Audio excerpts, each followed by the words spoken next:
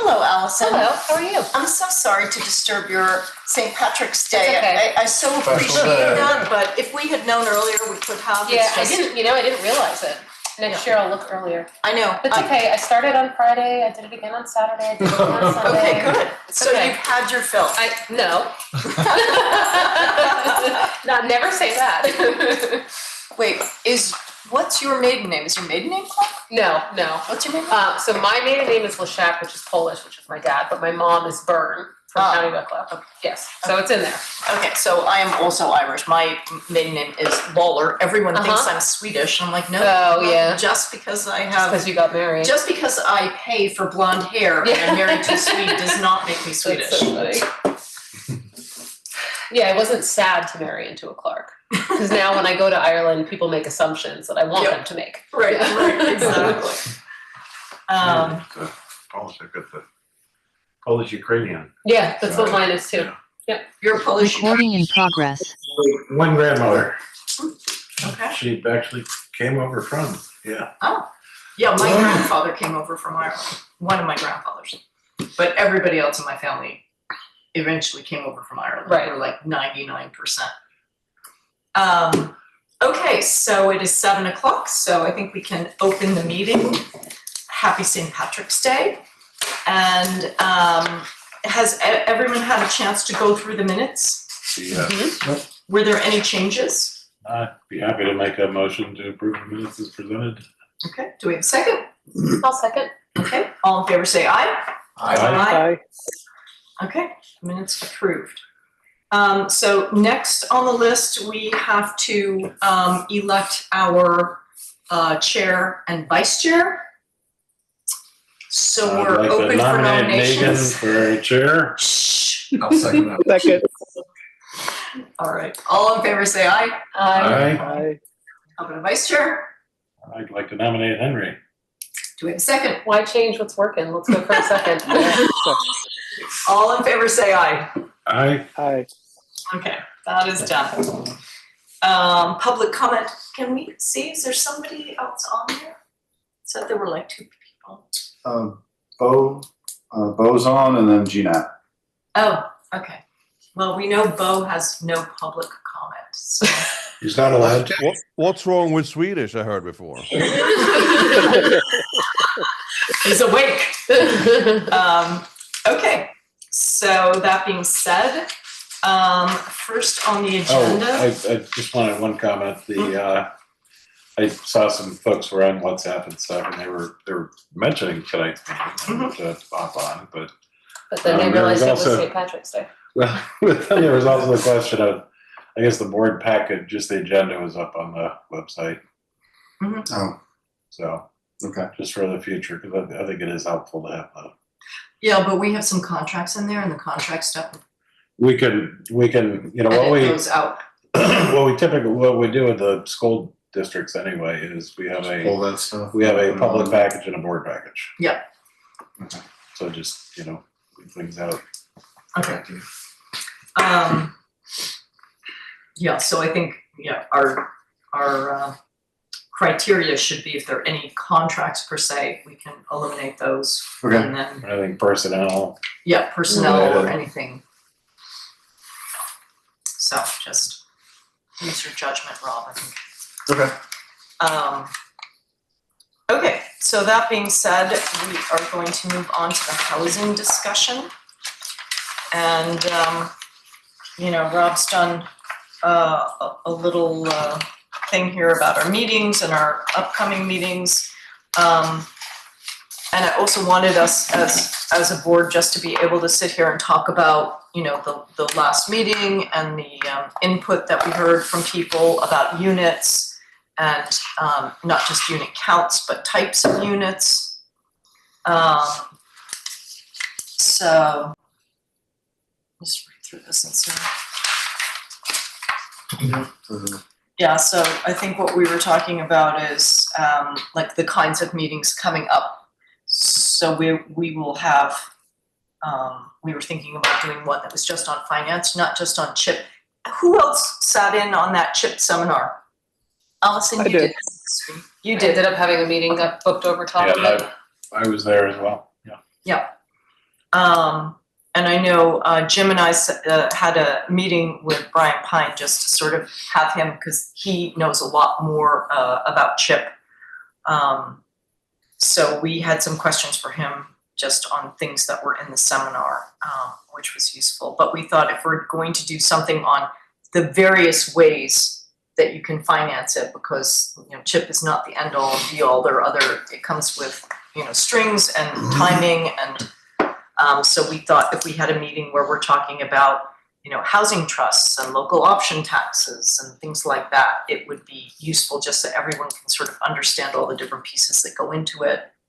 And I thought it was very useful. Rob had done the work before on what, putting a local option tax in place, what that would cover in terms of, if you used it to cover debt service and what you could borrow. And it was very interesting because I think, the analysis, Rob did this for us, a year ago or something, but, that it could support something like, pretty easily support something like $3.5 million worth of borrowing that would fully amortize out and be paid for by the local option tax over time. So no real impact on the townsfolk. It's a really helpful comparison because CHIP does have some requirements that, depending on what the project looks like, it may or may not be usable. Right. Yeah. But Brian was very helpful. Not only that, but just before even the CHIP started, we started having to bring that on. A local options tax would give us cash flow now that we could use towards things like All these other things. These two contracts we have. I mean, we've got roughly $140,000 worth of contracts. And CHIP local options could now generate over 200,000. Yeah, with the updated estimates, it's north of that. Yeah. So he's looking at $3.5 million, which was based on about 187,000 of debt service. 189 or something like that. And then so right now the updated revenue figure for the local option is like 220 to 240 a year or something like that. So that gives a buffer. But the 3.5 comes from the bond bank has actually stood up a program where they will make loans to communities specific to infrastructure.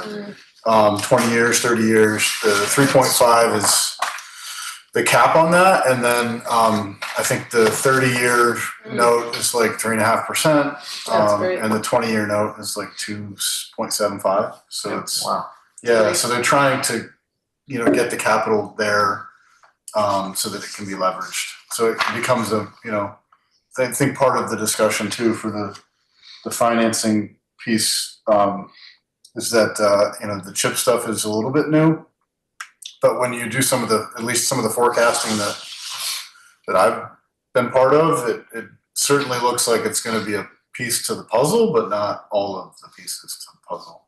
Tyler's in the waiting room. Thanks.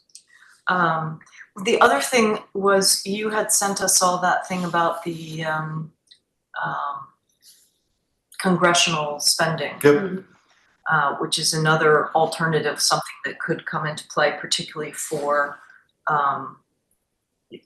instance, doing the water studies or the wastewater, the water system, that kind of stuff. Yeah, and I didn't put a absolute definition on it here for the memo for tonight, but one of the things that I did want to talk about was the potential for, I think Senator Welch his deadline is next week. It's the 26th. I don't think the applications are terribly involved, but the thought was to potentially apply for some pre-development funding through the congressional designation piece, probably to Senator Welch, and have Brian help us craft that application and just have that be a kind of an entry level piece, because those earmarks that the senators can get they can be multiple millions of dollars. But it could also be, this is what you brought up when we were talking the other day. It's a great way to introduce the project to them. So we're in a If position there's the where early stage, pre-development, then you got it. it gets us on the radar screen. So one of my thoughts was it could make sense to try to put an application together for next week for, 250,000 or something like that, where it's not a huge number. It would allow us to, even if we didn't get funded, we'd be able to get it in front of Senator Welch and hopefully have some airtime with him so we can become familiar with it.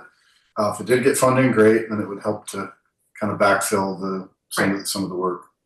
What are the guideline restrictions that you said, federal guidelines? So there are cross cutters for some of that stuff, environmental review and stuff like that potentially would come along with some of that funding. So stuff we're gonna have to do anyways. If we go through 250, there will be a lot of similarities, not 100%, but there'll be a lot of similarities. Like one thing that would be different potentially would be like archaeological review. But going point to some of the work we've already done to. Yeah, there's a little bit of that, and then the site being kind of remote on the forest shouldn't be as big of a deal from the archaeological review in terms of. It's far away. Yeah, in terms of like kicking open any issues or something like that. That review, depending on how it's deployed, and who has to review whatever it is you're creating. It just takes time, really. It's a little bit of expense and time. Any reason to believe that there is any likelihood of any archaeological interest up in this neck of the woods? They would essentially what would happen is you'd get an archaeologist, a consultant, to do like a desktop review initially, and then they would essentially they would look at your site from a desktop point of view. Frank could probably back me up a little bit on this too, to see whether or not there's any issues. They likely would do, I think, like a day of field work potentially if they thought there was anything that would be sensitive. I'm just thinking we've got history that goes quite a ways back in Dorset, but yeah, usually it's in the valley floor in near river bottoms and near and that's not this pre-developed areas. Yeah, there's a scoring, at least the way the state does it. They've got a scoring spreadsheet ranked on how close you are to a river, to a floodplain, and steep slopes are pretty much, they don't care about because nobody hangs out on steep slopes. So they might look at if there were concerns, maybe if there were pockets around wetlands, but we're not going to do anything around the wetlands anyway. So I'd be surprised if anything came up with that. Yeah, I think at this stage, I don't think there's a reason to preclude, applying for it or looking at it. I think we're so early in the process that I don't see an outright negative, at least right away. But again, with these sort of, I think it's like looking at the, what Edmund Kesselring was talking about and stuff like that. It's,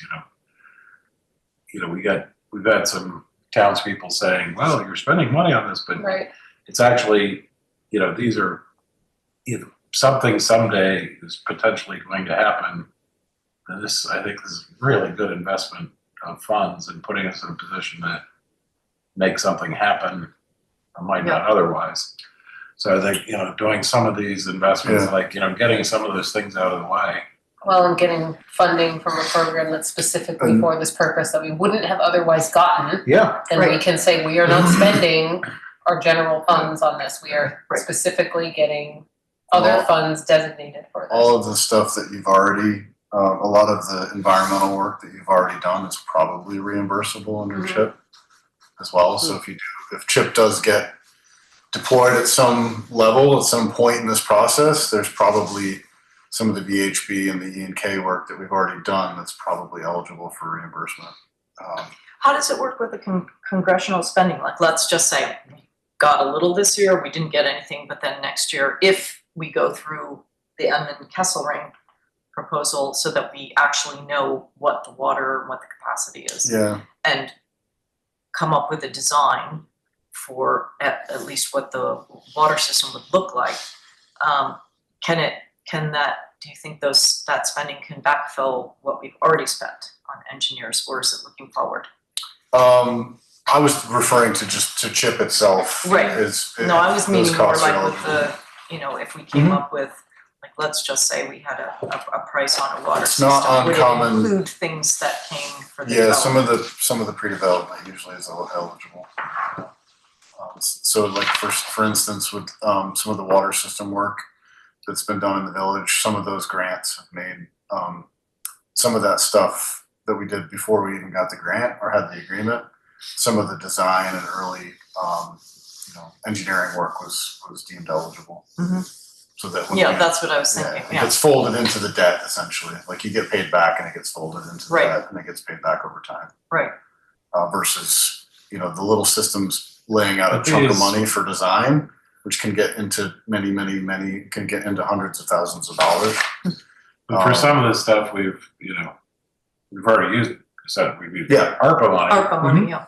And so we've used that, and then we get a reimbursement. That's kind of So a little funky. Not sure how that worked. Quite. So with the ARPA through the Treasury rule, the way that we followed the rule was that we call it ARPA. It's probably should scrap the name, but we basically took it all as additional revenue one year, right? And then we stuck it in what we call the ARPA Reserve Fund. So the money is like no more reporting or anything like that. Right? Yeah. We don't have to spend it by a certain date. So it could go into a fund, special fund. Yeah, and that's where it's been for the last, I think, year or so. So it wouldn't have any issues with the redundancy piece where it's matching or being paid back. That particular money, it does get complicated the more pots of money that you start to bring in. So I think the general with the E&K piece, it's gonna and again, Frank would know as good as anybody, but the unit counts that we've been talking about, even as low as 30 are still going to require a public water system. Yeah, anything over 24. Yeah, 24. So once you get over that number, you start to have to put in some pretty significant infrastructure that all, is likely to be derived kind of the same way that E&K is going to look at the property and try to figure out, the site, the process. In particular, they're looking at the upper part of the site to potentially use gravity to feed the water to the lower part of the site versus pumps down in the valley floor. And so, that's just kind of so that in order to have, anything more than 24 units, this is kind of the road that you have to start to go down to understand what the, Not 24 units, Rob, 24 people. 24 people. It's an incredibly small number before you become a public community water system. Yeah. So you could have like 7 people in one house. Do they actually count people? They when you permit bedrooms, that's how they come up with that number. Yeah. So that could be 2 houses. If you had 2 huge houses, yeah, exactly. Yeah. Thanks, What about Frank. in Dorset, where we have one person living in a 6-bedroom house? Right. But it counts as 6. 6 bedrooms. Even though it's one person in there. Because you could have 6 people. Yeah. Could have 12. Yeah. So I You think could have many, many more. There's another housing issue.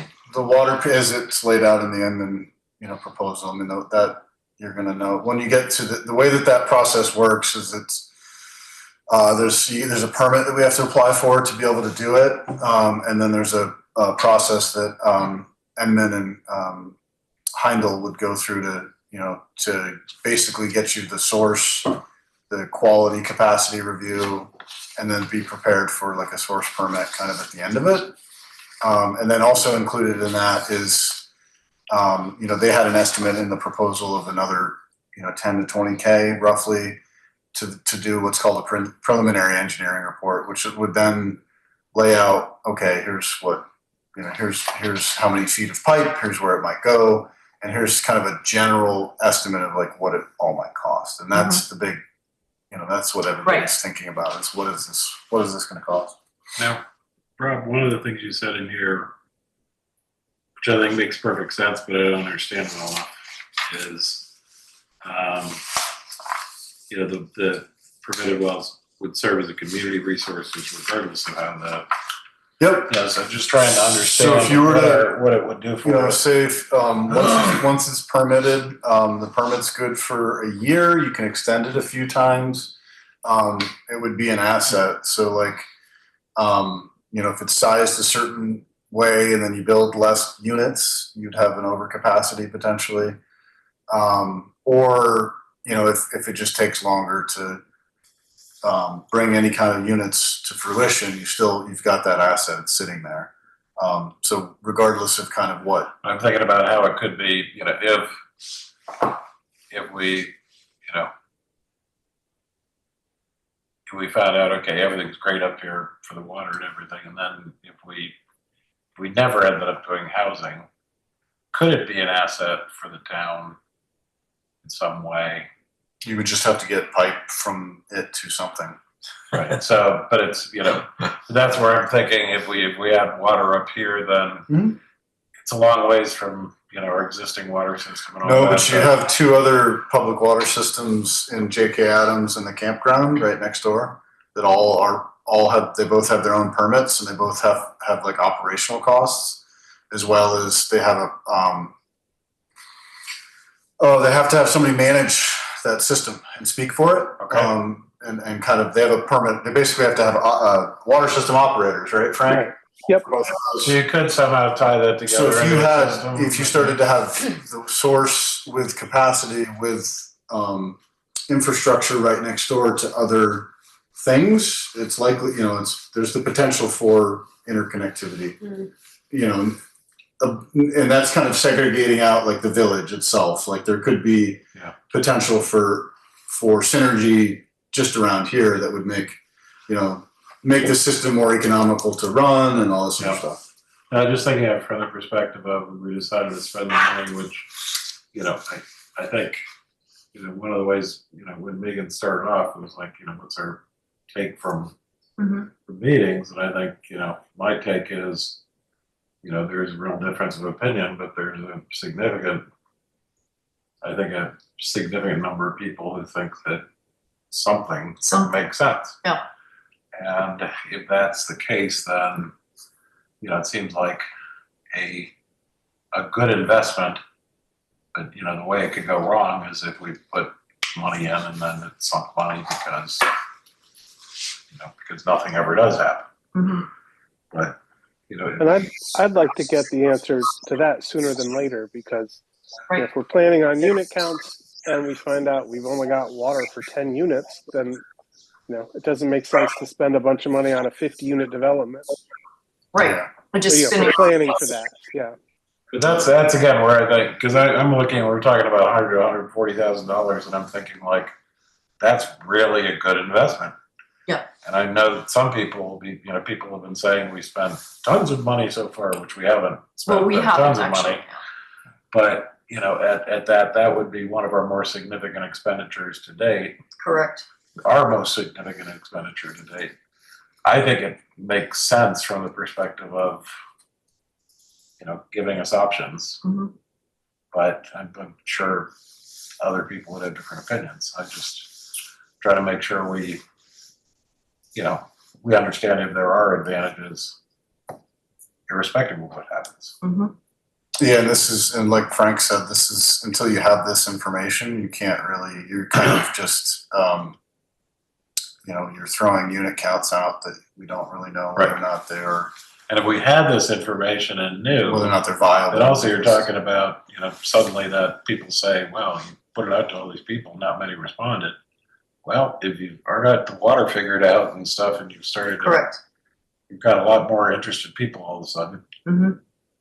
Yeah, I think one of the big things that was, it's just that, that cost estimate for what the infrastructure might cost, and then, how is that tackled? Is that, is it a developer that does it? Is it the town providing that effort? I mean, I think that the whole point of the discussion, or the missing middle, or whatever it is that we're trying to accomplish, is that it's not going to happen by itself. It's not just we're not just going to wake up one day and there's going to be houses there. But these numbers that we're talking about investing now are well inside of what we said we expected. The town probably could provided support. Correct.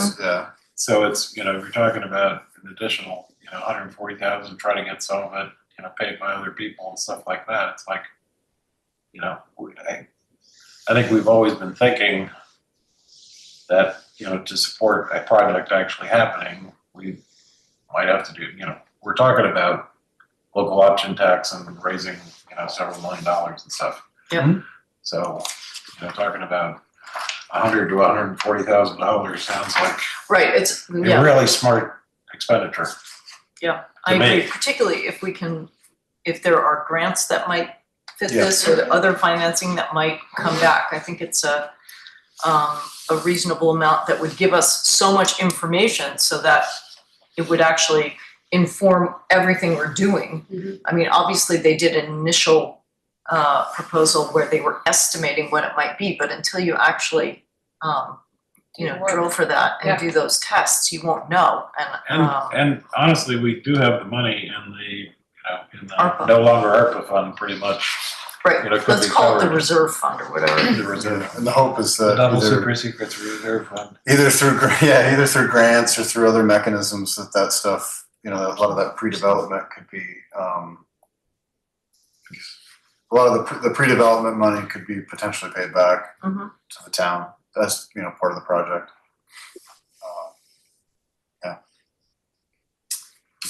So while we're talking about this, do we want to make a motion now on the Enman and Kesselring proposal, or come back to it after our discussions?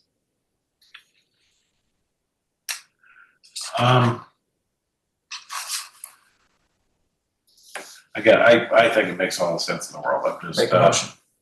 so, but you know, again, we've had enough concern about our not, you know, again, if people wanted to talk about it, they'd hopefully be here, but, okay, I would be happy to make a motion that we move forward with the Enman Kesselring proposal. And, you know, initially with the intent of trying to find funding Well, to cover it down the road, but and doing the understanding that we have the application. ARPA fund. and doing the application For to Senator Welch. Welch now. Right. In Well, conjunction should we with, do each of I those think those should separate? be separate motions. So, okay, so the first one is on Enman Kesselring. We have a proposal to move forward with that proposal to be able to use ARPA money at this point, but with the idea of probably finding, you know, some degree of grant funding to offset. Second.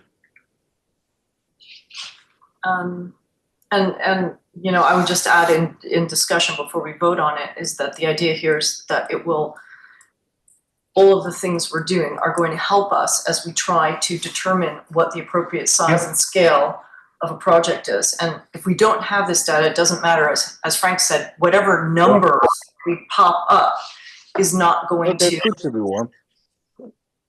What was that? Is not going to, like, we need to know if that's even Right. possible. Right. Otherwise, We're not- all of this is a But waste of time. even moving forward with this now, we're not gonna have real answers for a while, Right, but it will take a while, but it will help us to get to that point where we But can. otherwise, if we decide on X number and then we do this, then we still don't know whether X makes sense, you know. Right, the other thing that I would say is, you know, in a lot of the comments, it felt like some people thought we were sort of being seduced by big development. And this is us going and doing something so that we have the right information, so that we can have appropriate discussions with the developer. okay, And there's a timing to all this where, you know, there's physical work that has to be done so that, you know, in a certain season, but yes, better weather is coming finally. Mhm. Yeah. So the longer that you push it off, you've got to kind of Deal with consider that Yeah. timing of it. okay. So, Any further discussion before we call the vote? Okay, all in favor, say aye. Aye. I'd also like to make a motion to give Rob the approval to move forward with putting a request into Senator Welch with respect to funding he may be able to provide through the Senate. Do we have a second for that? I'll second. All in favor, say aye. Aye. Aye. And should we also the BIA proposal? Well, first I'd like to talk a little bit before we get there, just, you know, we sort of referred to it, but just kind of talk about, as you just mentioned, you know, sort of the comments and the discussion. There were numbers thrown out. I mean, I heard a couple people say 30. I heard a couple say 100, but in phases. I think, you know. A lot of people always seem comfortable with inching our way into it, Starting with something. which is a nice concept, but it could be difficult And more financially. expensive, yeah. But that again, that would put in, they'd be comfortable with something more in the 2030 sort of. I think there's a lot of comfort in that. Yeah, I agree. I think a lot of it is a trust issue. And so if we can show that, hey, this is possible and at a appropriate scale, then who knows where it goes from there. Mhm. Well, and because anyone that had bigger numbers was phases, and I think that, you know, when that first the Graves proposal came out, it was just like you saw like 5 different phases and all these other things, and everybody's just kind of like, whoa, that's overwhelming. But I think that, you know, the general, just the feedback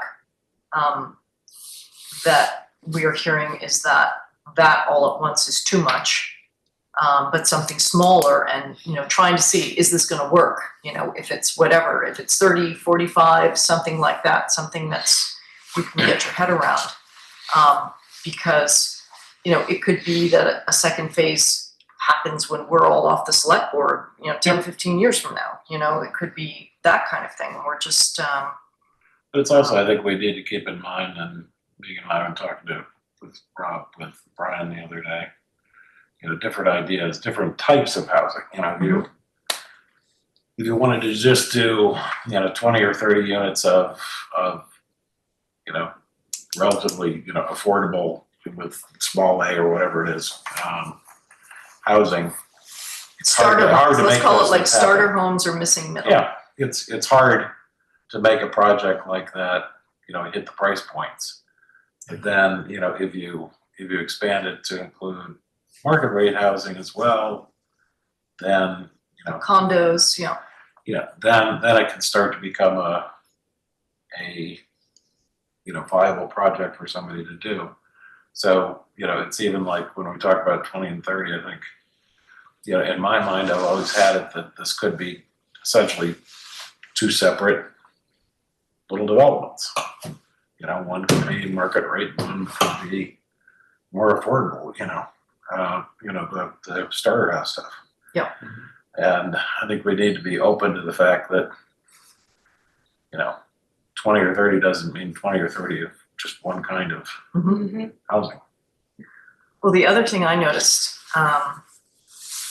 was that we've heard a lot, actually, that keeps coming up about the senior housing being an important part. And I think, you know, we hear so many people, or at least I have personally, as well as in the room that night, talking about the condos. You know, they had started building condos and then all of a sudden it just stopped years ago. So those ones, whether it's in the Hollow or right here on Route 30, those kinds of things are, you know, in essence, they're market rate, but they're just a smaller scale, so that there are lots of different people who can use those. Lower maintenance, smaller scale. Yeah, Right. the managed property stuff is just so huge for Yeah. Right. It's, I just think that in this area, that stuff flies off the shelves. Mm-hmm. I think, and you know, the market study is going to be I think a help in that. Somebody else. A help in that, you know, discussion, that it'll point you in that direction of like, okay, these size of units in terms of like bedrooms, and then this kind of price point. And obviously, you know, this study is going to be, okay, there's a lot of demand for certain things, but out of what's demanded for, what's possible. Yep. Or what makes the most sense for Dorset, I think, is what you can kind of peel out of that, which will be helpful. Which does get a little bit into the VIA work of if it's 2 different, you know, neighborhoods or whatever How it do is. you make it? How do you make it look Right. like it should? How do you make it function like it should? And that's, you know, I think that's at least the trajectory that we're on in terms of the public meeting, the input process, and then updating a quote unquote concept, for public input. I think that's where, VAA is going to. Well, that's where I looked at that and I was like, wow, 12.5, we couldn't get. You need the reason we got people here was because there was something on paper that they got to look at that was like, oh my gosh. But you've got to provide something for people to react to. To visualize, yeah.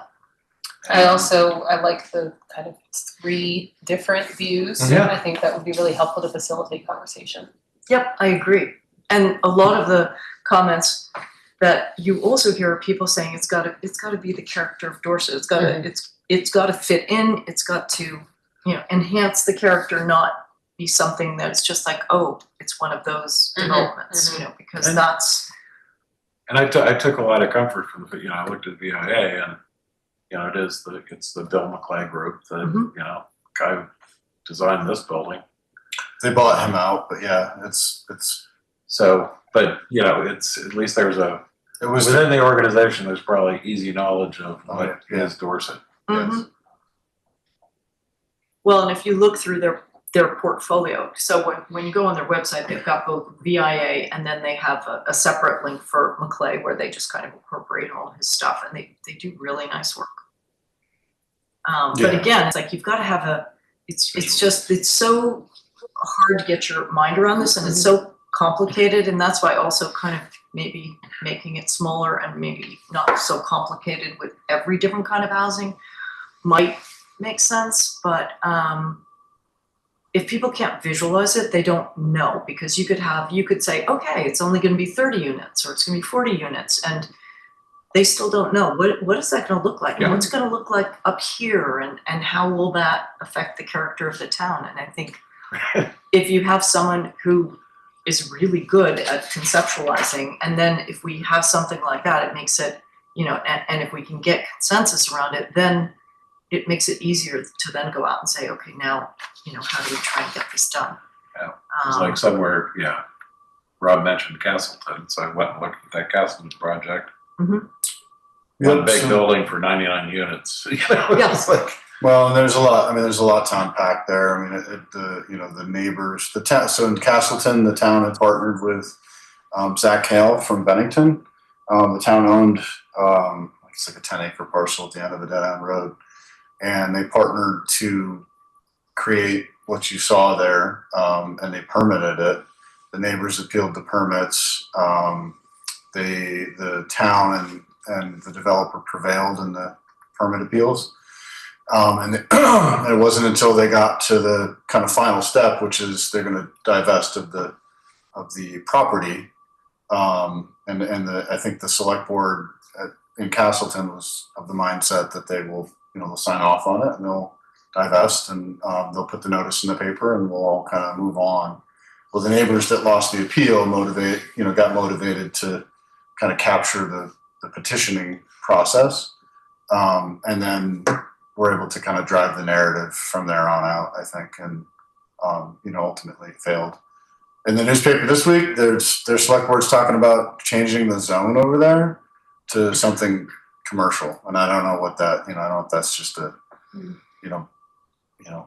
blowback because of the outcome or whatnot. But for better or for worse, when a town owns something, there's a public, for good reason, there's a public process that it has to go through.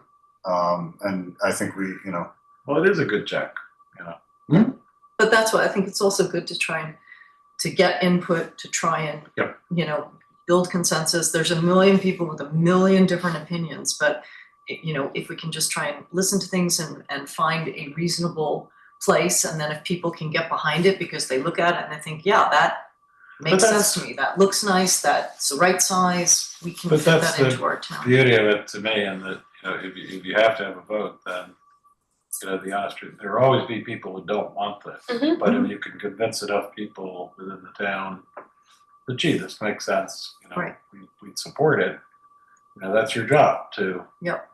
And I get uncomfortable with that because a bunch of people were saying we were trying to sell folks on stuff, and it's like, you know, we weren't trying to sell people. We're just trying to Present what we've been presented with. Yeah, I presented. I think, you know, we have as a select board felt that it made sense to do something with this property and to support what is a need in our area. Well, and it's not just the select board, it's the people who decided to form a housing committee and the people Yep. who originally on the Raptor Lane committee. It all started from gathering consensus Yeah, almost 10 years ago. Right. but you always, you know, but it's the test of, you know, it's the same thing when you know, with the school boards and everything else. It's like, you know, it is the great democratic check of, you know, we've got to convince enough people to come out and say, yes, I will support that and mark it on a ballot. Yeah, and I think, you know, the feeling with the current trajectory where November is a midterm election, there's going to be a high turnout. So there's potential to, so every time I start talking. Right, exactly. So, you know, if there's a good amount of turnout in November, then you've got, you know, a lot more people More making the voices. decision rather than just the Yep. you know, the 300 at Right. town meeting. Or that Yeah. come to vote. We don't even have 300 at the meeting, but Yeah, I meant through the voting. Yeah. yeah, exactly. Like we want to hear from as many people as possible.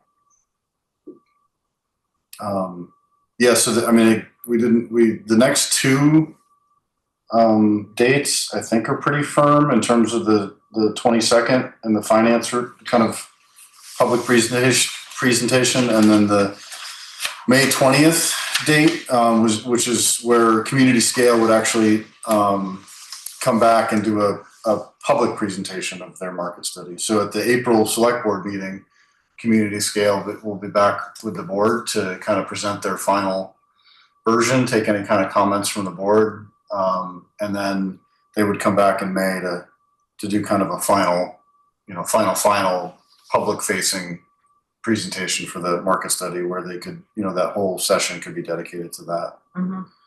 Those are kind of the next two that seem pretty, you know, pretty firm and pretty clear. And then it, you know, after that, it starts to be, okay, at what point do you want to do a survey? At what point could you incorporate some of, you know, conceptual ideas that may start to come from BAA in that process, so that you've got a little bit of, you know, chance for back and forth, you know, through the public process. Right. Because ideally, it would be great if we had some concepts of what something might look like, to have some meetings here this summer like we did for the town office that kind of shows this is where it would be situated, this is, you know, kind of the space we're talking about, this is what it might look like, you know, a couple of different proposals, so that we can get more input. But I think, I do think a survey is a good idea, because again, you know, we had that meeting, but again, we're still talking about a small portion of our residents. And I think, you know, even if the survey is just like, okay, you know, this is the size, it's this range or this range or this range, you know. I just think we do need to get people more information before the survey results are going to mean a lot. Yeah, I don't have it referenced in here because it's just kind of like, when do you want to deploy? When do you want to deploy that? Is it I think we've got to get people. Is it after you have the pictures and you have like a honestly questions about unit count and then pictures or whatnot? I do think we need to give people an opportunity, to. Maybe between the June and the July? So like there's the concept design input, and then there's a survey, and then the July meeting is for the refinement. So we can refine based off of the survey feedback. Yeah, that might make sense. Could be. I was thinking more like, you know, even slightly after the July one, But it might be good to have that if we could do it just before the July, so that everybody has a sense for, well, like, okay, this is kind of the style or the character, and then we could to refine it. Yeah, we make it a short survey. We could even tell them, okay, we're gonna, you know, may give it a couple of times. We're gonna have a bunch of sessions and stuff. And here's a short, quick one. Here's the survey based off of the first meeting. And then, okay, we got some feedback on that. We do some work on that. And then, Can we do a second okay, round? based upon here's what we came up based on your first, you know, your first input. So now, you know. So if People we're may have- thinking that, refine their thinking. Mhm. if we're thinking that we do it that way, then going back to the proposal, do we build in something to this proposal where there's kind of a refinement of a concept? I think they did have something in there about refinement. So it was first work with the town subcommittee and defined, which is, Prepare conceptual site plans refined based on you know, that feedback. now is sort of like the, Peer render site. Oh, so like Fine. maybe a second refinement. So maybe the. Because there's like prepare the concepts, right? And then refine them based on like I think probably what we're saying, and then there's the three that kind of go to this three-dimensional image, which I think would be what we present to the community. Mm-hmm. And then after we present to the community, is there maybe some further refinement or like kind of a final refined version that we want to like that we would be the ultimate voted for sort of thing that we put out there? Mm-hmm. I'm sure Andrea would be happy to change the scope. Yeah, just sort of So add all like the- a final package Right. sort of. all depends on kind of how, you know, whether we think we can, how close we can get to what we, or how good our guess is as to what people will want Right, in the first round. right, because if we're way off on three, we need another round of refinement and But maybe we just sort of recognize that, you know, this would be, I'm just thinking that like the first one, work the town subcommittee, or I guess it's, you know, sort of, we us. could pull the housing committee or us or whatever that, Yeah. to provide okay, here's a first go at it. And then it's like, you know, they come up with some concepts. Then that creates feedback, and then new concepts right now. You know, if we just leave it up, this looks good, but we may actually need a little bit more, which they're gonna be happy to do, I'm sure. Right. Yeah, and we're And just very getting, reasonably priced, I think, Yeah, for what they're gonna do. and we're just getting to know them. You know, Mhm. we Correct. don't even know how good they are. Right. Right. Well, we We did. kind of We know how good they are, because you can see from their websites and we can see what they did with this building, so they're very professional. But I think that, Yeah. we have like, there's gonna be a kickoff meeting just to talk to them initially and. And honestly, you know, I can't imagine, you know, this is all computer generated stuff, and so Mhm. it's, if you adjust it a little bit, I Shouldn't be can't too hard. imagine It's not like you have to go back and redraw Right. like the olden days. yeah. Although it's still, you know, I know they did that even with the town office, there's still a lot of work involved to make sure everything works, but I think that what they can add to the equation is what will this really look like, because none of us have been able to visualize it, or it's just all so theoretical. It's very different in everybody's mind at this point. Very true. And I think also, you know, if we're bringing the scope way back, which is, I think, sort of the concept, like a phase one with, you know, whatever that is, 30 to 45, that will also, it will just make it just scale of the overall property versus where the development will be. It will just be much more approachable and understandable for people to sort of see what's going to happen. Okay, so do you want a motion for? Well, first I want to hear, hey Frank, you're Frank. very quiet out there. Did you want to add anything in? Oh, I've been watching Jeopardy. Sorry. No, I do take exception with the idea that it's easy just to draw some lines new and change your plans. I have to yell at people all the time when they just, it'll take you 2 seconds. No, I like the idea of having a second refinement in there somewhere. I think that'll be helpful. I guess the only thing I'm worried about would be timing about surveys. You know, it's great when it's summer and everyone's here. I think if we're trying to do stuff in August, that's always problematic. It seems that does become more of a ghost town. So I think when we're thinking of meetings and surveys, just to maybe work around not trying to do too much in August. Right. People maybe are not focused. Yeah.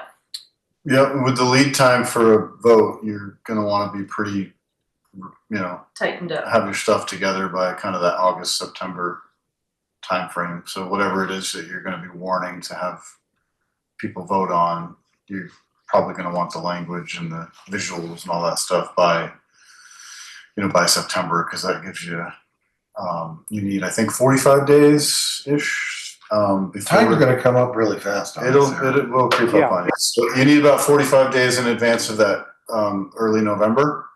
So you kind of, and then how long do you want before that 45 days to, present that info and make sure that everybody, that votes on it has seen it, understands what it is, has been able to Because give input, see it change, all that stuff. yeah, even if we have that vote, I mean, until we actually, like, we can come up with a lovely idea with a concept, but until we actually have like financing and a developer and all that, which happens like after we kind of finalize what we're doing.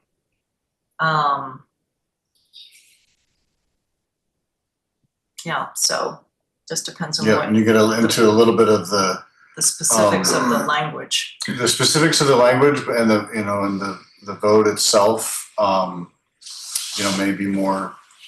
There may be more language that's specific and asks for specific things, or it may be more symbolic in that the community is supporting that particular unit count, that particular visual, but it gives developers some comfort that the community is behind it.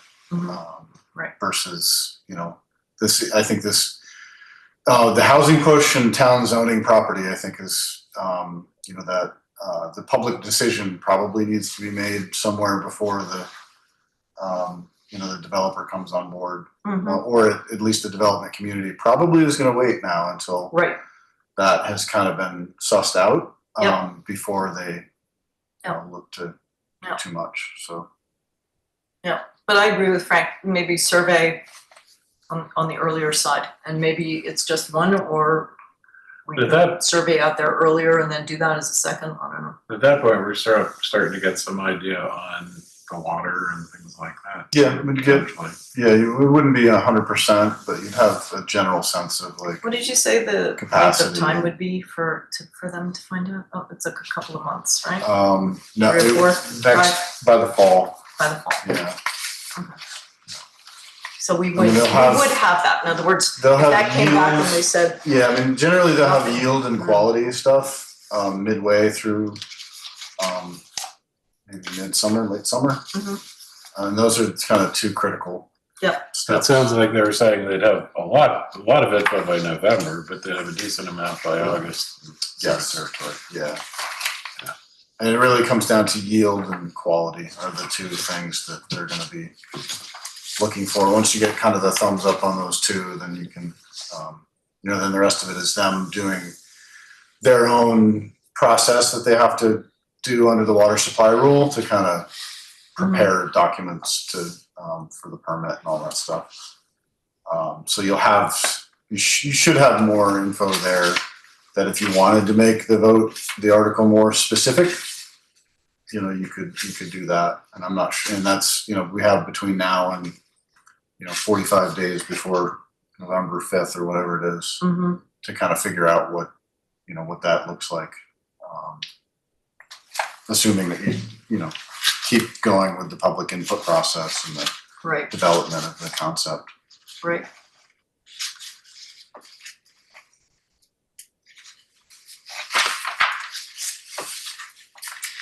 So essentially, like right now in my head as I'm listening to everything, just thinking about this, if I were to try and put my arms around what this might look like just in terms of overall guidance, like 30 to 45 and focus on like starter homes and condos and maybe not touch the low income stuff because that's where it starts getting really tricky. And maybe a acreage reference point Acreage. as to what you would be, 30 to 45 units on X number of acres. Right. So that you kind of really would be able to. I think if we look at it from, we also presented it as it could be, it could be one community, or it could be two separate smaller communities or something like that too. Mhm. Just again, And then you would also have property that could either later be sold or could be left for a second phase, you know, if in the future, whatever happens, but just sort of focusing on the first. yeah.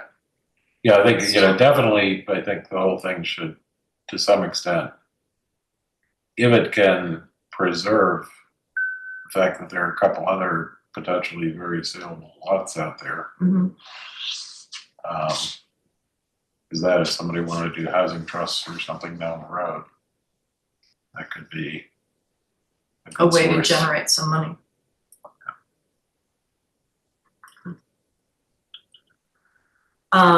So do we have a motion for the Vermont integrated proposal? So move to approve. A second? Second, Any more discussion on VIA? All in favor, say aye. I, Anything else that anyone wants to bring up about the meetings we've had or about the kind of tentative schedule for other meetings going forward? I mean, I think they've been well attended. I've been very happy with that, and a real mix of people, which I think is great. I think it was a little surprising to me that the first session got more than the second session. There's a lot less chatter going on now. Just wanting to make sure that people continue to be willing to get attend. engaged. Yeah. I had one person come up to me, just, outside Charlie's Coffee House and Randomly. say, I'd like to be involved. And I said, come to the meeting and stuff, but I'll throw the name out too, because, somebody who expressed an interest, so I'll tell you later. Okay, good. But I think, we need to, keep it Keep it going. in front of people. I think Right, and the that's fine. next two meeting dates, I was gonna try to maybe send a postcard out again, like Good we idea. did the previous time, and try to here's the next two meetings, here's the. Right, so people put it on their calendars and we just gotta encourage them to, encourage But people also, to attend. honestly, if we start, again, asking people, how can we get your attention? Mhm. Because people, it's the, the honest truth is it's hard to do. And we've had, different communities have different things, like with the schools. There are some communities that everybody looks at Front Porch Forum.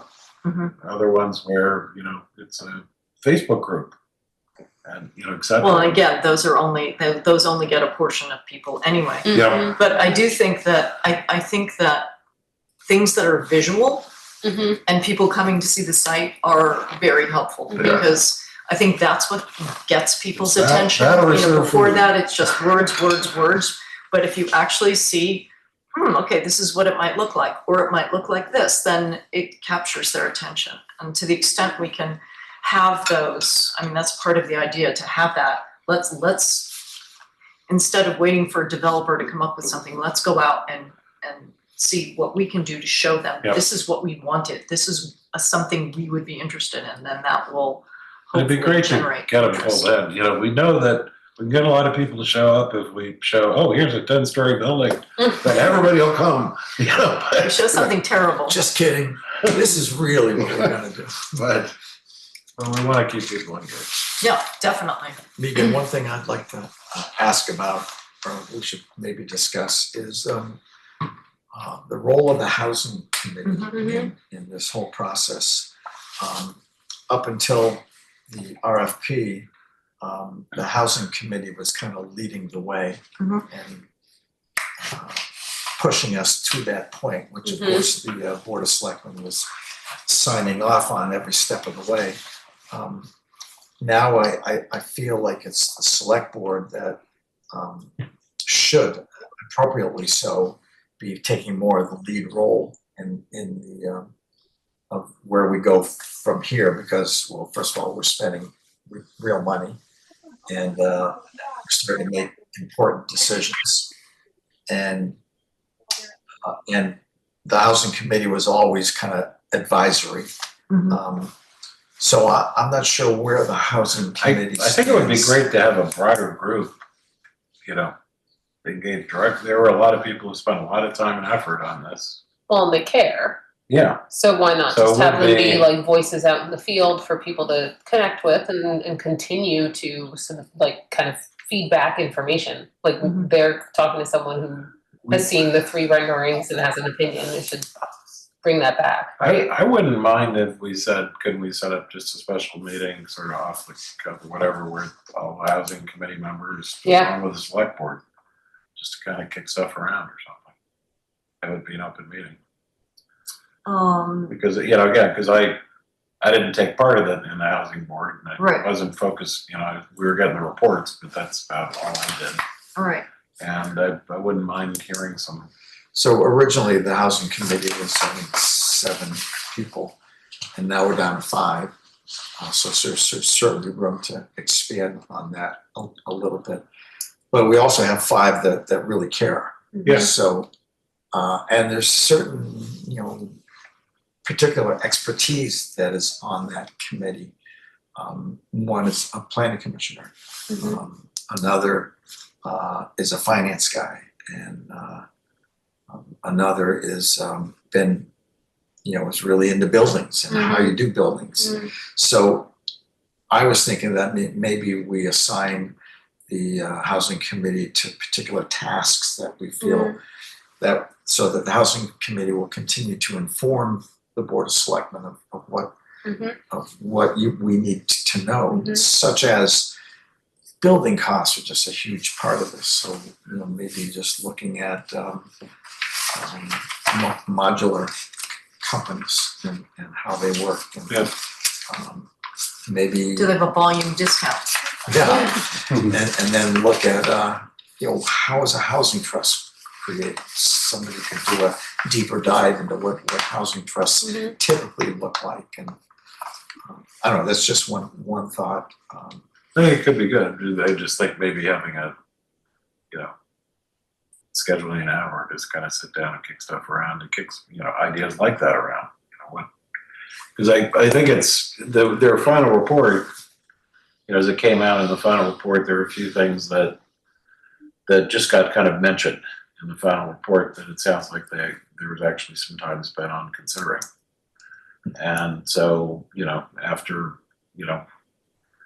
getting involvement, interest, coming in, or, maybe some of those ideas, again, like the housing trust was mentioned, but that's about all. Yeah. Right. And, we sat down with them, said, based upon their discussions, everything they've heard since, watching what's going on, what ideas do you think are worth pursuing? Because I don't feel like I'm not in a good position. You're straddling both of them here, but I don't feel competent to tell them what they should be focusing on, other than Well, the board of selectmen should be, because we're a subcommittee. So it's like, all right, Giving But we direction. need give us our marching orders. Yeah. But no, we can give their marching orders, but I don't think from sitting here on high, because they did more work than we did on this, and so we need their input to say what are good things to pursue. I think we're developing some ideas, I think the modular housing sort of idea would be fabulous to understand more, and it would be good to know something about.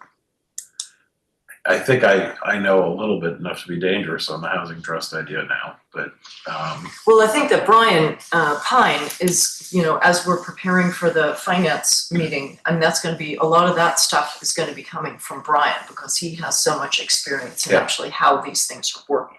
Yeah. So I think when it comes to the finance, it's my impression that should be information that we're getting from him, because he's worked on so many of these different projects. I'm just thinking, so like on a housing trust, it's understanding the skeleton of it. If you set it up, you actually, the housing trust is going to be a 501c3, and it's going to be, require funding, and it's going to require its own governance entity to oversee it, and a source of funds. So you are, it's, people end up thinking, oh, there'll just be, this money will show up someplace and then they'll use it for some stuff to, help things happen. And it's like that, it's a lot more complex than that. Yeah, but I mean, I think for the housing committee, I mean, you tell me, Rob, but I feel like, doesn't Brian have a lot of experience in this? On the With things like development that? funding side, yeah. Not on the maintenance or how those operate, because I was just gonna say, Oh, you from mean the housing the housing committee, trust if itself? the housing committee itself is gonna have to start learning all this from scratch, then is that a useful? Right. In other words, if they don't have any experience and. Well, I'm not thinking they're looking at really the housing trust is a separate concept, I think. Right. I'm not looking at that because that doesn't say anything about where you're coming up with the money necessarily, but it's a. Well, that could be with the local option tax. That would sort of. I think the local option tax is going to be town money, so it's well, it could potentially flow to the housing trust. Mhm. Okay, I think, we have a meeting coming up soon, so we'll discuss this further. Yeah, perhaps during the meeting, you can discuss with the housing folks what they think they could add value with, and then come back to us and tell us 3 things that you think that they could add value with, and then we will prioritize them. How about that? Okay. Yeah, I'm happy to, you guys, what's the meeting coming up, do you mean? Tomorrow. Tomorrow night, Oh, for the housing committee. okay, I didn't know that. Which makes me feel awkward. No, you shouldn't mess There's that no up. reason you wouldn't have. Yeah. Can I just, is the housing report, the housing committee report finalized? I thought the one on the website was a draft. I'm sorry, who is that? Steve Zorik, sorry. Oh, no. yes. Is the housing report, I'm sorry, could you just repeat what you just asked? Is the housing committee report, which you guys referred to, that it said it was a final report. I thought the one I saw on the website was a draft. I didn't, has it been finalized? No. No. Oh, okay. Sorry, I just curious. Yeah. Anyway. Okay, so that's a plan for the housing committee. Yeah. Sort of kick some of these ideas out. All right. Anything further on housing thoughts, the meetings, before we move on? So we'll do postcards, front page forum, GNAT, all that stuff. Full court press. Yep. For 4/22 and 5/20. Right, which those are all on the same day of the week, right? We're doing them all Those are on both Wednesdays, right? Wednesdays, yeah. Okay, that way we keep it consistent. They're the 3rd Wednesdays. Yep. Okay. And what time are they? We've been doing them at 5:30, Yep.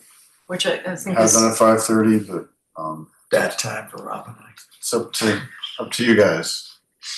Why? now What are that you guys there's- doing? We You have start- a church meeting. Well, I think the 5:30 was that it's it's dark, 4 o'clock in the winter. And, Mhm. I'm sorry, what time is your meeting? That If you Ours usually- at 5. So we could move it back to 6? Yeah. Would that help? Would help. 6:30, 6:37. I mean, normally the public meetings are usually at 7, but that's it's entirely up to you guys what you want to do.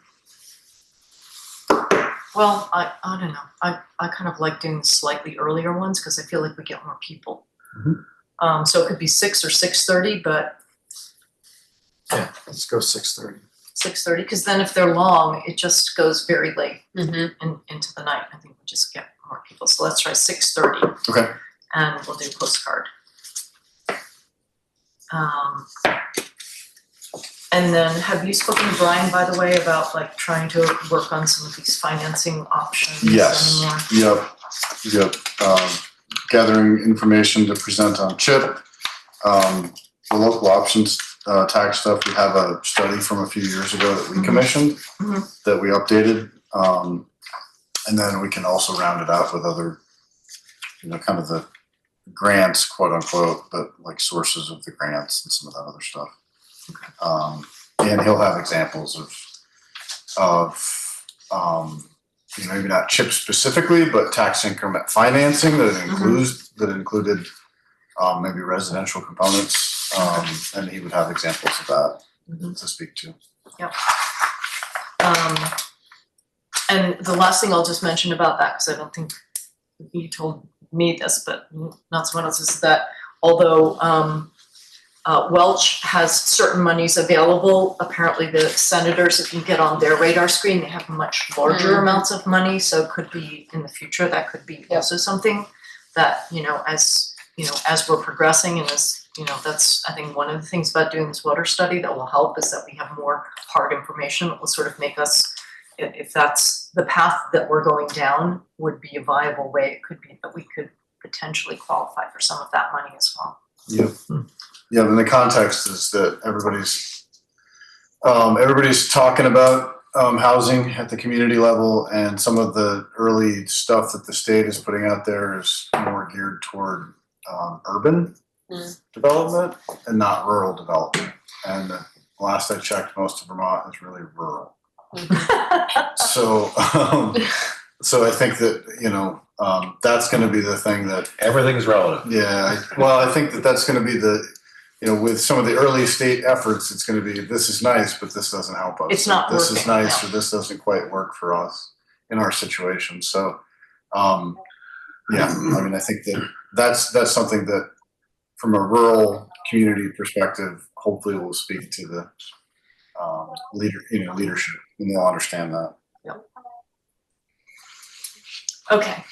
All right. So we're on to liquor licenses.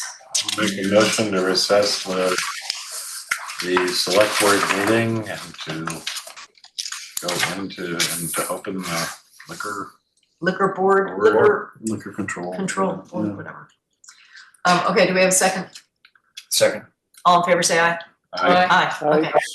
Now we reopen as the Liquor Control Authority. And there was a slate in your packet, which included the Field Club first and third, H and Williams second and third, Playhouse first, Church Street Hospitality first and third, and then on the table tonight, there's Hasgas second, Dorset Union first through third, and then Jiffy Mart second. So those are all the ones that are up for approval tonight. Is anybody missing? No, we did a couple earlier. Do you remember? Which we might have done portions of Church Street Hospitality, because they come in kind of tranches because they have multiple properties.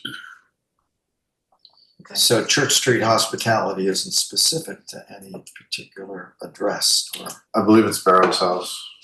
Yeah, it describes the Barrow's House property. Yeah, it's got wedding lawn, swimming pool patio. In the small. Barrows. For the outside consumption. okay, okay. So we should just make sure that's clear. Can we approve these in mass, or? Yeah, I just put it in the minutes with Jen's stuff essentially. So Then I move that we approve all the liquor licenses that have been presented to us this evening. I'll second. All in favor, say aye. Aye. Okay. Now we will- Motion to end the liquor control board meeting and go back into the select board meeting. second. all in favor, say aye. Aye. Aye. Now we're back now as the select board. And on to old, the title I always love, old new business. Yep. Yeah, I mean, a lot of, back in the old days, that's, select board agendas had, two things, old business, minutes, old business, new business, adjourn. That was it. That was all that was on. Like, if you go back To the old agendas, back that's to what the they old say. agendas, that's what they all had. So it's kind of a harkening back to that. But East Dorset traffic calming, we had a meeting last week with the state, which I thought was pretty good, which just generally means that the Route 7 paving is not imminent, and that there's a chance to potentially try to get the state to maybe, I don't know, include some level of design toward some of the road diet, sidewalk or path or that discussion. So I think and they seemed, at least the traffic staffer at the state seemed like they would be open to discussing things, because there's really, they don't have anything imminent, which is good. Bigger thing is going to be there are some funding sources, but they're really not great. And I'm not sure how that'll shake out, but there may be an ability to ask them to potentially partner if they do the design, put out the RFPs, and if they're not paved, if their quantities on paving are less because the road is narrower, what does that mean, and how could we work with them to? So is this try to do paving something at least 2, 3, 4 years down the road? More. Yeah. Okay. Probably 5 years or more. I think. Which means, state roads are going to be pretty rough shape when they start to pave them again. But I thought, I think it's good. We have another meeting, I think, in a couple of weeks with the BCRC pedestrian traffic kind of guru, MSK, which is our engineer in the state. And we're going to try to brainstorm on this whole idea of like, how could you, the state has all kinds of programs for bike ped, transportation alternatives, and then this other stuff that they call multimodal, which is, they're transportation. So it's supposed to include all forms of transportation, but they rarely do anything other than cars. So that's good. The East Dorset flooding update is that we're kind of in a cycle right now where there's not funding for hazard mitigation grants, at least right now. There hasn't been a storm in a while, so typically the storms open up pots of money. What else? So I think it's kind of a good thing we haven't had a storm in a while. Yeah, well, they have other funding that is typically there, but it's been pulled. Yeah. So it's the regular kind of year-to-year funding isn't there. Now that the snow's gone, we're gonna get back over to the East Dorset and start the kind of final steps on getting the site reclaimed and grass growing. Wait, the pavement wasn't all pulled up, was it? I couldn't remember. Not yet. No, that's gonna happen here shortly. Okay. Just a reminder on April 8th that there's a public hearing for the State Traffic Committee with our request to extend the no parking zone at the quarry on the south side of Route 30, south of the quarry rather, and then to extend the 30-mile-an-hour zone to the south, to the basically south of the H&M Williams property. Right now it's at like the Inn at Westview Farm. Right. So it would back it up about 1,000 feet, I think. Mhm. Is this the same committee that we met with when we were looking at Route 30 North by Yes. the Meadowy Mint? Yep. So it's like the Secretary of VTrans is it's like the committee chair, and then they have like a representative from the state police, representative from VTrans engineering, and all this other stuff. So I don't have the Zoom link yet, but when I get it, I can. There was a few neighbors in that area that were interested in this whole idea of pushing the speed limit to the south. Once I get that link, I can send it to them so they can participate, so that they can kind of inform the discussion, as well as the and this is farmers market. largely because of the farmers market and the increased activity around H&M Williams. I wouldn't say that it's because of that. I think it's that plays a role in the whole thing for sure. H&M Williams has been there for a really long time. So I 200 years. I think when you drive into that section of town, that's a pretty sensible spot to be starting to hit the brake, not half a mile to the north of there. Mm-hmm. You start to get into the more dense development and pedestrians, and obviously the activity around Williams is all great. But it makes good sense, I think. So hopefully we can make that case to them to make that change. Do you need help on that? Yeah, I mean, anybody that wants to participate, it's a public meeting, it's a public Where is it? process. It's hybrid. Yeah. So it's really online, like we'll all be online. So you're gonna put out your notices? Yeah, I can, once I get the link, I can include it in an email. What time is the meeting? It's during the day. Okay. I'm not sure, I would say like 1 o'clock or something like that, if I remember. And that's what, they'll go through a whole slate of all the requests that they've gotten, since August, I think. That's when they do it twice a year. And then I think that's pretty much it. Just quick question on this BCA. It says next court date is late winter. Isn't it already late winter? I mean, I think Sunday is spring. Yes. But you're meaning like soon, or you're not meaning next year? No, soon. Okay. Like there should be another touch point with the court in the next month, I think. Okay. So right now we're in a, because they were doing the assessment. We found an appraiser. Our appraiser has got to do the appraisal. I don't think that's been completed yet. Okay. So once that's spring. Yeah. Right. Yes. Exactly. To answer your question, spring. And that's it for Okay. old and new And business. on the, the tier 1B, I believe that the legislature is taking a hard look at 181, and there are a lot of proposals to make changes to it and all at this point. Any idea how that's going to impact? I believe that there's a bill to make changes. I'm not sure where that sits. I'm not sure It's if in the it's been, Senate, I think, right Is it? now. Yeah, is it going to be sent over? Has it been sent over? I think that it still has legs. It's still moving. Yeah. There's something happening. Yeah. But I think there's a real question about, people try throwing different stuff into it. What it's gonna My look general understanding of the context is the tier 2 and 3 stuff is, they there was some early rulemaking stuff for tier 3 that I think is finally starting to get known to the public and to communities, and that's a big part of the. Because that bill's a non-money bill, so it should have been last Friday for crossover, which means that it should be sort of locked in from one entity, send it to the House or whichever way. Yeah. So we should be able to find I don't know what's that in they'll it. make changes to the 1A, 1B stuff. Okay. The context, I think, is the context is some towns are finally waking up to that there's going to be statewide zoning in their town if they don't have zoning.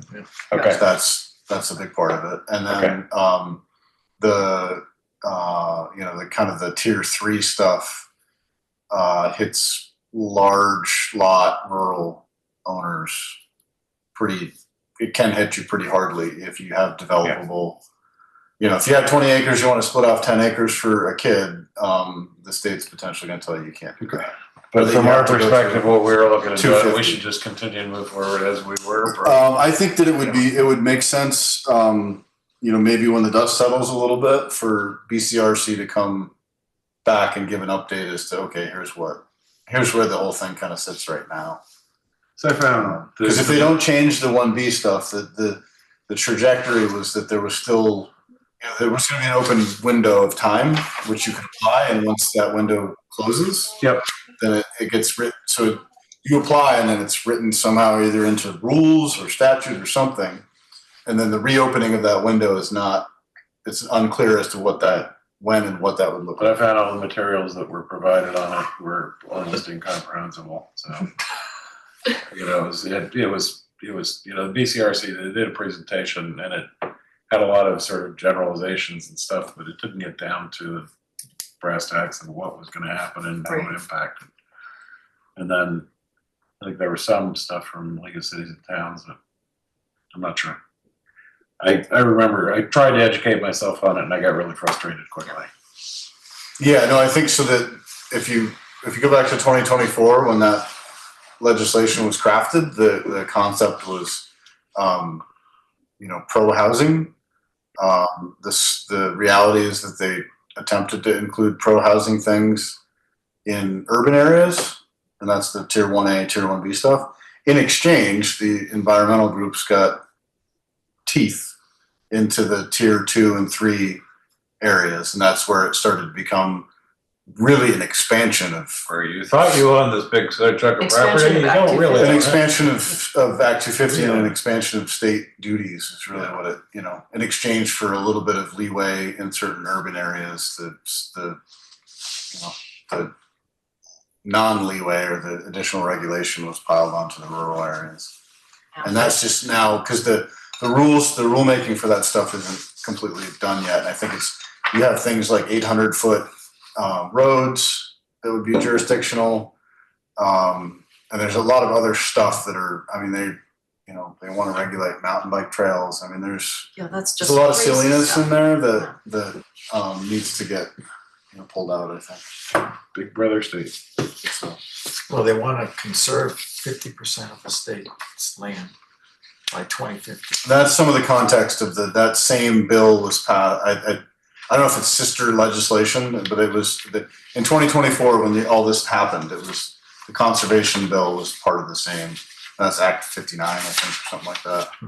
But it was all being talked about at the same time. So the context was, you can, more here but less here, and we're going to try to apparently have the state own everything. So. We have very few urban areas in our state, so. Yep. So on that though, Jim, we'll just be in touch with BCRC, and when they feel that it's Great. appropriate to come back, they'll come back. Okay, finance. If they come up with a tier 1 B for dummies version. Yeah, and if they change those rules, it'll go back to a whole thing, because you've got communities that have already agreed to participate in it, and if they change the scope of what, so it kind of goes back to the drawing board, I think. On the finance side, you can see delinquent taxes year over year. Taxes were due March 10th. They went delinquent on the 14th. Life is not always that simple. We just moved a building. We no longer have a post office box in East Dorset. So there's lots of the mail forwarding is not great. So we're trying to be as reasonable with that 14th cutoff as to what is deemed timely. So we'll see where that kind of leads. As far as the fiscal year to date, we're sitting a little bit over the number.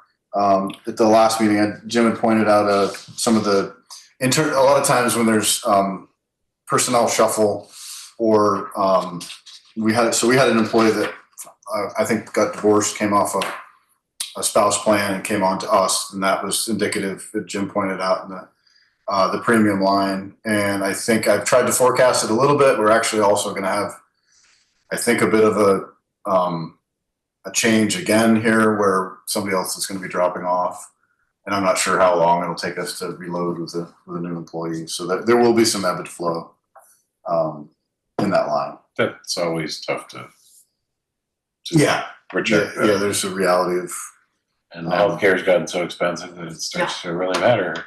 Yep. Yeah, exactly. No, an additional plan or changes to a plan, going from a single to a family or something like that can be pretty significant. And the ARPA sinking fund stuff has been updated.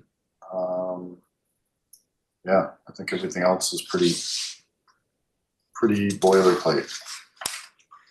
I move to accept the finance report as presented. Have a second? Second. Jim, did you have any questions? Nope.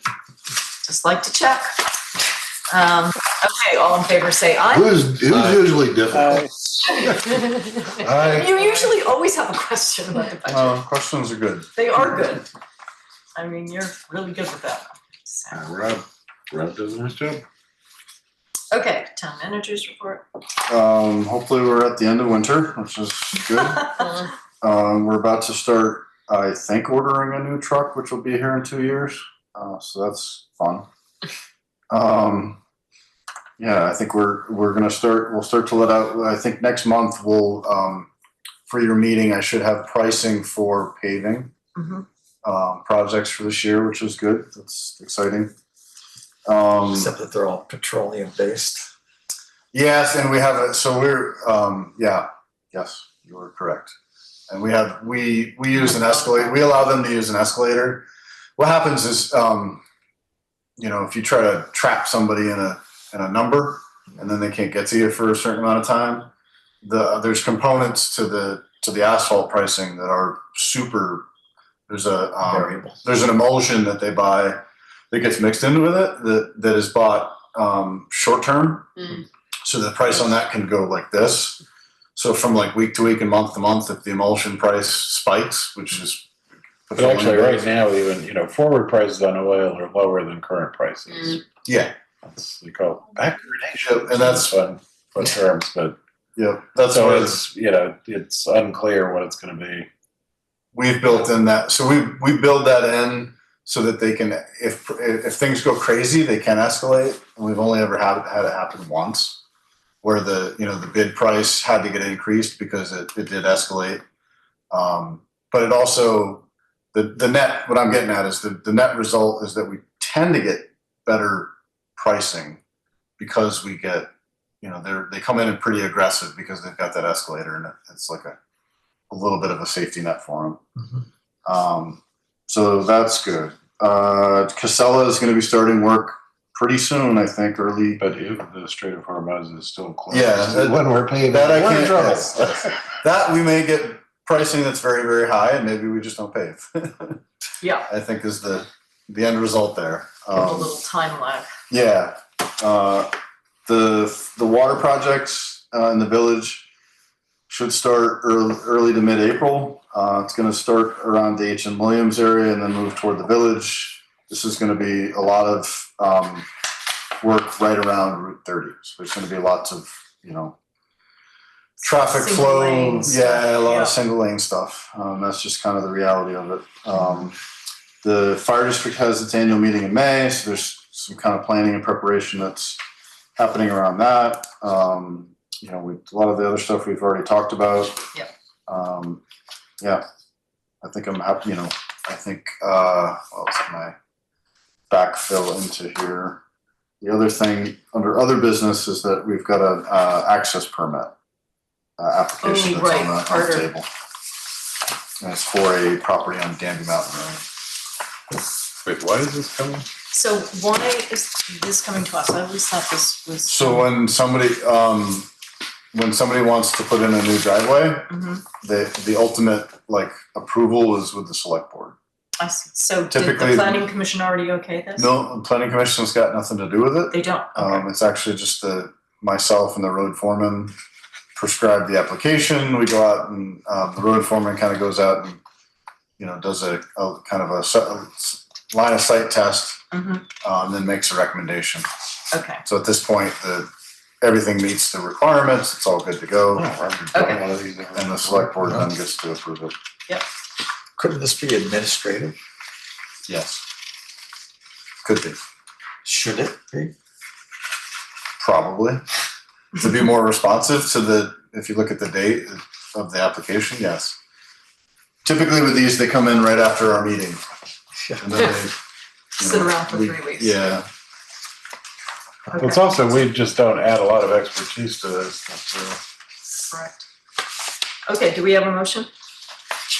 Oh, it's way up there. I'll make a motion to approve the driveway access permit application.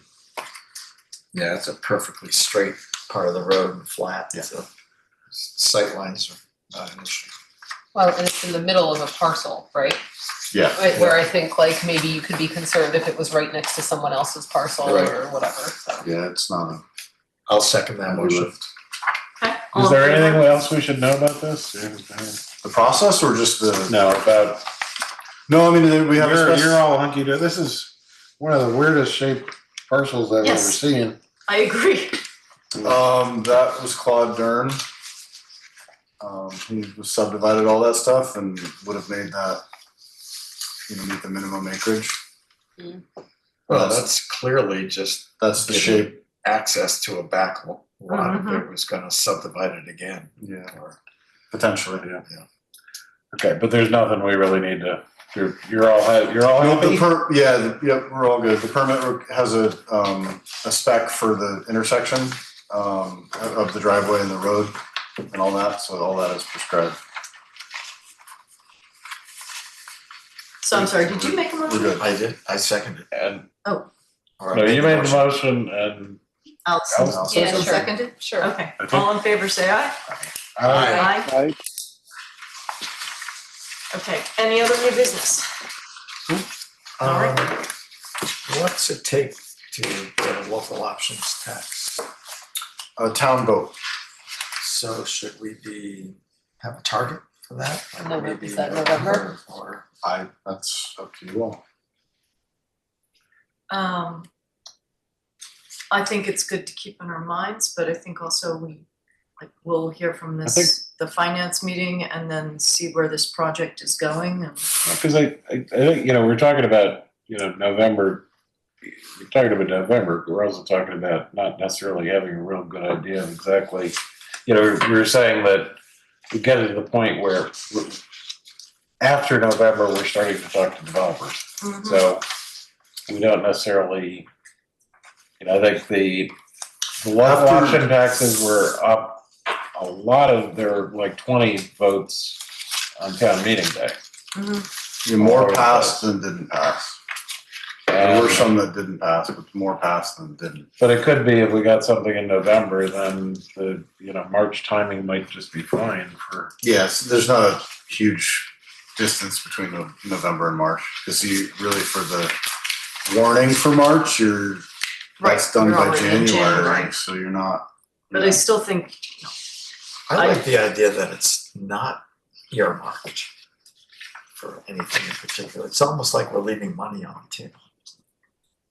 Oh, in terms of the timing of getting the revenue? no, No, I yeah. like the concept of not putting a tax in unless we have something to put it towards, not just to throw Bring money it in our around. coffers. I don't like an anticipatory tax. If this is something that could go to fund housing, I think that's great. It gets difficult If when we every had done time that around you before, have we something. could have started feeding money into a housing trust or something like that. If we But had money before, we probably would have been spending it on something else. Because Yes. that's what you do with money.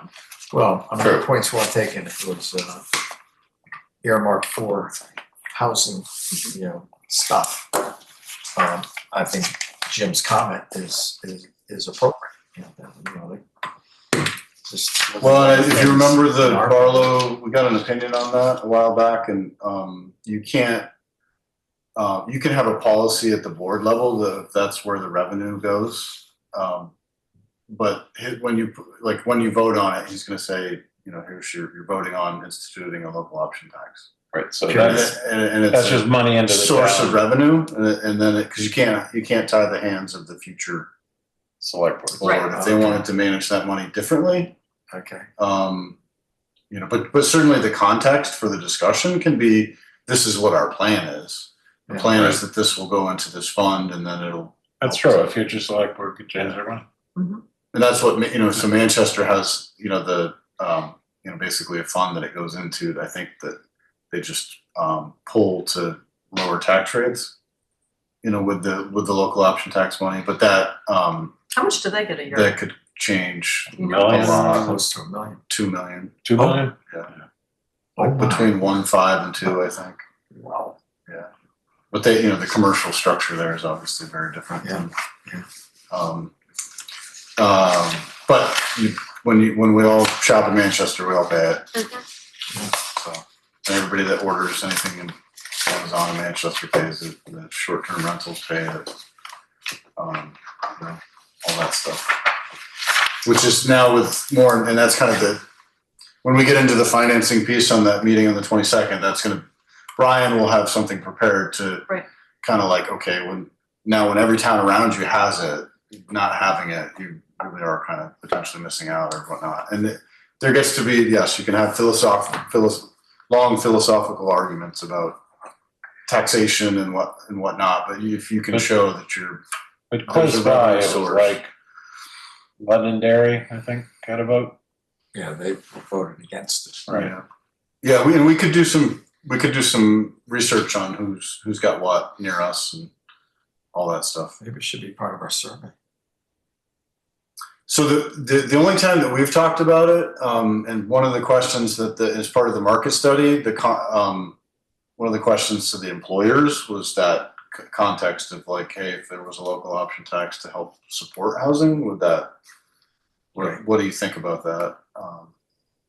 You know, for kind of feedback, and that's kind of been the only context that we've talked about it. Is it's been paired with something that could be deployed for some kind of a housing effort, but you know, But back to the process, it's just a matter of putting an article. Yes. And Yep. it's Now, just a clean article about. Clean article. The town retains more of it now, and you don't have to go to the legislature for approval anymore. So now, once 75 or 80% or something. 80%. Yeah, it used to be 70, and it used to be 70, and the legislature had to approve it. So depending on like which town you are. So now that's all. Once you approve it, it's just a matter of getting everything set up with businesses to collect it and stuff, and then I think within 3 to 6 months, roughly, maybe longer. So that's our job, is to get the businesses set up. No, this is the state. Once you institute it, It's it's the just state. added on to Yeah. the regular. Yeah, there's already a Sales sales tax. tax. Yeah, the state collects it, and then they send it to the towns. Okay. They send 80% of it to Okay. the towns. They collect, and they keep 20. Yeah. Hefty administrative fee. Well, the 20, actually the 20 goes into pilot payments for state-owned property in your town. They don't pay taxes, but they send you a payment in lieu of taxes, and that's where the funding for that comes from. Is that 20% of the they're sneaky. That's how they derived it to begin with. It was a 70-30 split, and the 30 went to cover pilot funding. So and you're gonna see that it's gonna get talked about more and more. So I move we adjourn. Second. Okay, all in favor say aye. Aye. Okay. All go home and have your St. Patrick's Day celebrations. All right, cabbage and All right. Stuff. No. Get a step. Recording stopped. crab cake. Night, everybody. It's when they go through the Night. break. All right.